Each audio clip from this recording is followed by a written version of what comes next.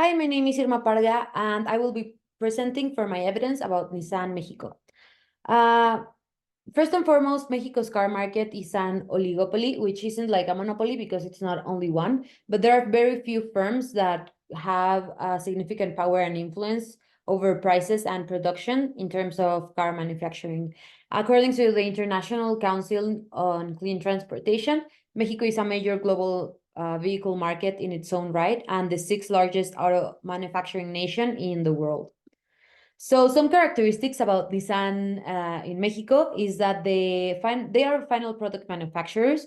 So their output is cars, and the input they need for that are raw materials like metals, such as steel or aluminum, plastic, rubber, glass, and various electronic components to make the car. They also need skilled labor for assembling the cars, operating machinery, quality control, and just logistics in general. They need electricity, natural gas, and fuel, and they use technologies and robotics and specialized equipment to create these cars. They are an expert-oriented, they have an expert-oriented production, which means that they manufacture the cars here in Mexico and then they send them over either to North America or South America. The thing about Mexico is that because of their geography, they can connect very easily with, like I said before, North America or South America. And also in Mexico, they have to pay lower wages, and we have more economic treaties that make it easy for Mexico to send over manufacture and products, like such as NAFTA, for example. There's an integration into global supply chain, which means that basically here in Mexico, even if they don't produce the entirety of the car, they produce very significant parts, and then they send them over to other countries or even other continents so they can finish assembly elsewhere. And they do have a commitment to sustainability. They do look for eco-friendlier options to manufacture their cars, have a better use of electricity and of energy.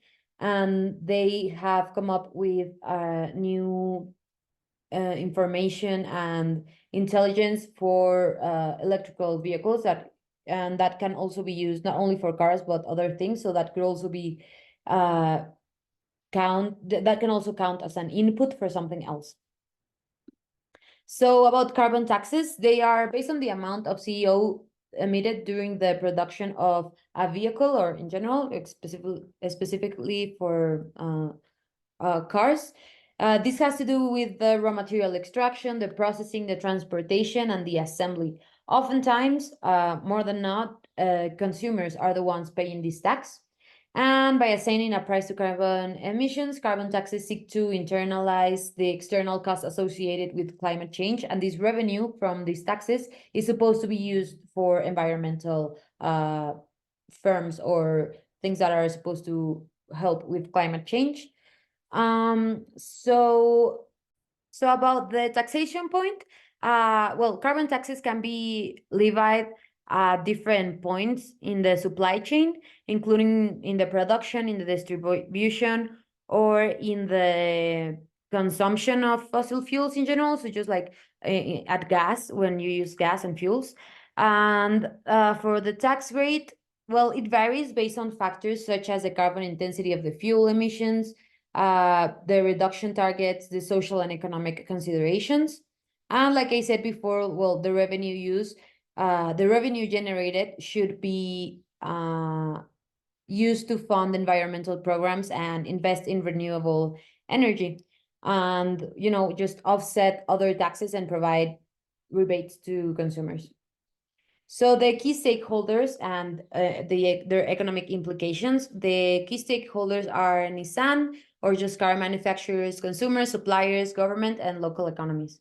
So in general, the economic implications of these taxes are that there is a reduced demand for cars because they are more expensive, or the other option is that consumers shift their preferences. Instead of buying normal fuel cars, they buy hybrids or electric cars.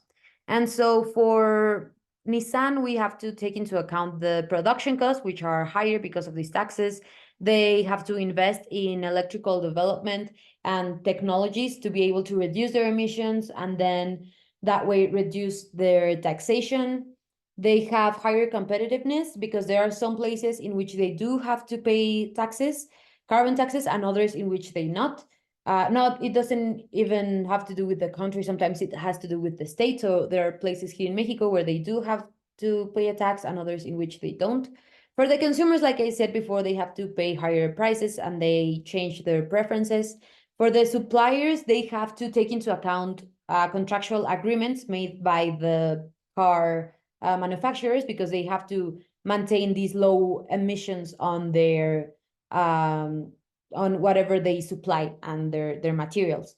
And for the government, well, there's this revenue generation. They should make law regulations about this, and also they should have climate policy goals in which everyone agrees, so they can reduce climate change.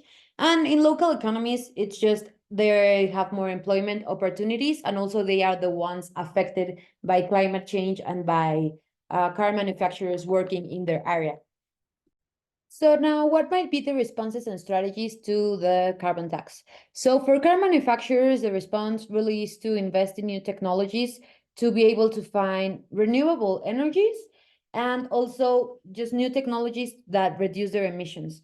This Nissan has been doing this. They have new technologies on electric vehicles, and they should also have a sustainable just manufacturing process, just all around, just during all of the process in which they create the cars, and they should reduce their carbon emissions. One of the strategies is to have diversify their products. Like I say, they don't only have cars that work on gas, they also have hybrids and electric cars. And they should be engaged in new policies created or create some themselves that have to do with climate change and how to solve it. And they should have a supply chain collaboration, which takes us to the suppliers, who should adopt cleaner technologies to create lower emissions, and they should optimize these supply chain, and they should innovate to reduce these emissions, and so they are not making the final products taxed as high. They should have specific targets to reduce their emissions. It really depends on the product or on the material they supply, but they should have really specific targets. And they should also have long-term planning. So not only things that will work in 2 years' time, they have to think 20 or 30 years from now.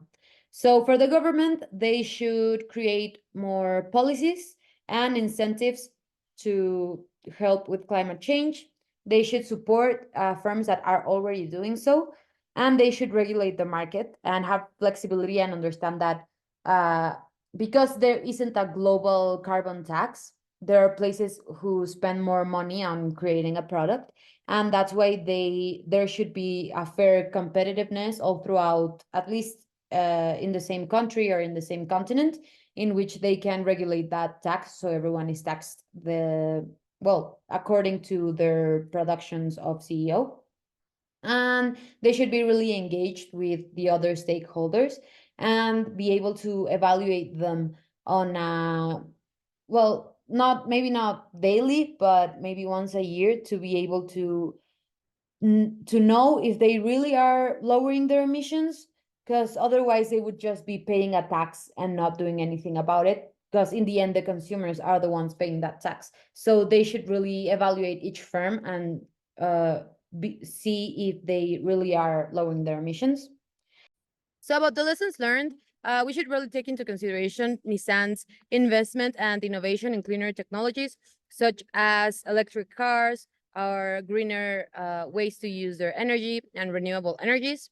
Uh, Also, policymakers can learn from Nissan as a car manufacturer and the challenges they have gone through in balancing their economic competitiveness with environmental sustainability when designing and implementing carbon tax policies, which is why I mentioned at the beginning about how there isn't a global taxation and that should be regulated.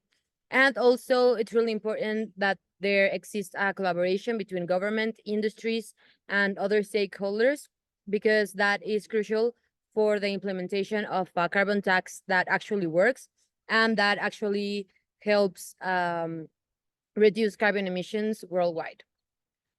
Thank you, and these are my references.